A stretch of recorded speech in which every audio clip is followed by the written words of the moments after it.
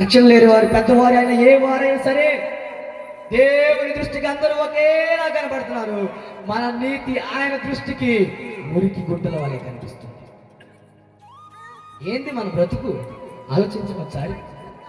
అసలు ఇప్పటికిప్పుడు మనం చనిపోయినామంటే ఇల్లు నీతో వచ్చిందా? నీ ఫ్రెండ్స్ నీతో వస్తారా? నీ పేరెంట్స్ నీతో వస్తారా?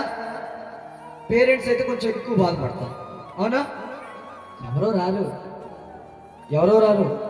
వచ్చేదెవరు నీతో మరణం వరకు, ఇచ్చేదెవరు నిత్య జీవం నీకు.